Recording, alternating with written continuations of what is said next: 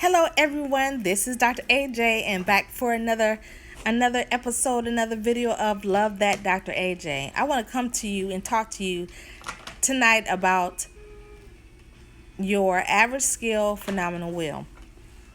And that is skill is the ability to do something well. And so everybody is born with that ability to do something well.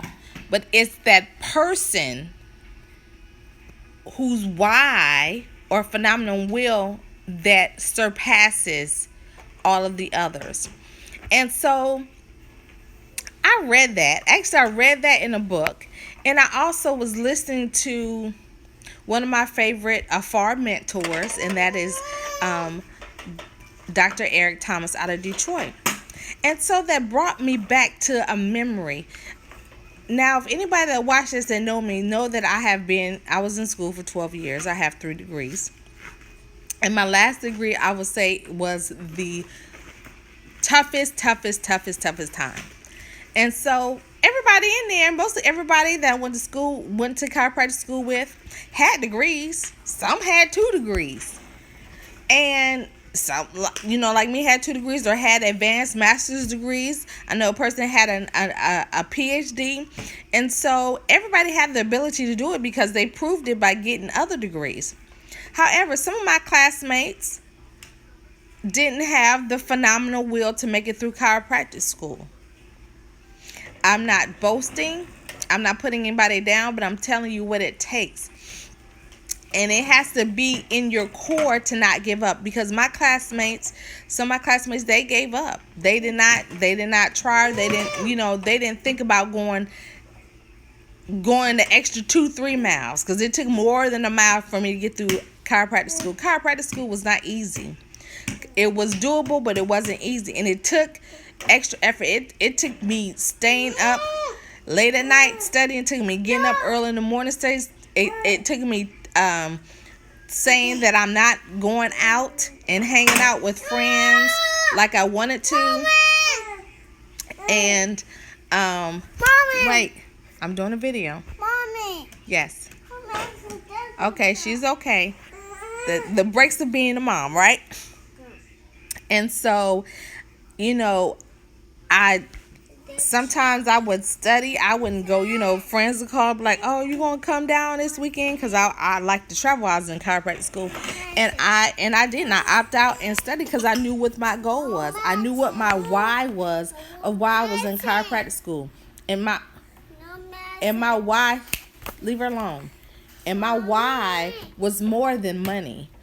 And I say a lot of my colleagues, it was about the money. It wasn't even about helping people. They was like, oh, I can make a lot of money and people gonna respect me because I have that doctor in front of my name. But for me, it was more than that. It was core, because I knew years ago when I was in, I said since middle school, like, that is what I wanted to do. I wanted to help people in a health care. And I knew I wanted to be a physician. I knew that I wanted to help people. I knew I wanted to be an impact in other people's lives, and especially the lives of people in my family, to know that they can reach out and do more. And so that was my why. It wasn't about the money. And I'm gonna be honest with you, I lived a pretty good life. Even now, but I lived a pretty good life then, because my parents had college degrees, and so it wasn't the money. People can go after money, but that's temporary. It has to be your core values. It has to be your beliefs, so what you believe in. Why are you doing stuff? And it's your why. Your why is what powers you. That's your internal compass. That's going to keep you pushing to your ultimate grandest vision of yourself. Despite all your distractions, despite all the trials, the troubles, that is what's going to push you. That's what your phenomenal will.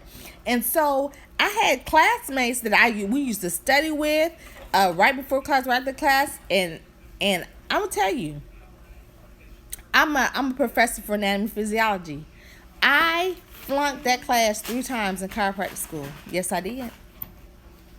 Up candid, that's the truth. I flunked it. But I didn't give up because I knew my core and why I was in chiropractic school. So I got me a tutor. Now, it was my fault, choices that I made. It was my fault that I flunked chiropractic school. So you know what I did? I got me a tutor. I would see, sometimes I had to get up and see the tutor. When I have class at like 2 o'clock in the days, I would go see the tutor at 9 o'clock in the morning and we would sit for 2 hours. Or sometimes when I had class early in the morning, after my class in the afternoon, I would go and I would sit with her and meet with her. I wasn't partying. I was turning down going to parties. I even turned out the time I would, seeing my the guy that I was dating at the time, and he didn't live in the same city with me. I would have, even though I didn't too much enjoy doing that, I turned down like, look, I have a goal to reach. I'm gonna be Dr. Arvella at that time, Dr. Arvella Jaluk. Ain't nothing gonna stop me. I don't care what anybody say. Hey, I made it through. And it was another class that I failed and had to take over, but I didn't let it stop me. I had that phenomenal drive and that will, that compass, that GPS that pushed me into the direction I am now to say, hey, I am Dr. AJ. And so I want to tell you, don't worry about your skill. It's not your skill. It's your will that's going to get you to your destiny. I'll say that again. It is not your skill, because everybody has the capability of doing what you are doing. But it is the will, it's the drive, it's the passion, it's the purpose, it's your why that's going to drive you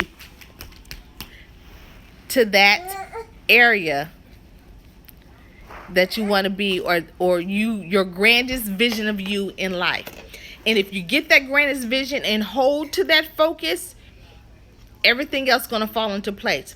The universe will bring it to your attention and will put things and people in your vision, because you're going to have narrow tunnel vision at this time. In that vision, to propel you to that area, to prepare you where you want to be in your life and be the grandest you that you want to be. So, you guys have a wonderful day.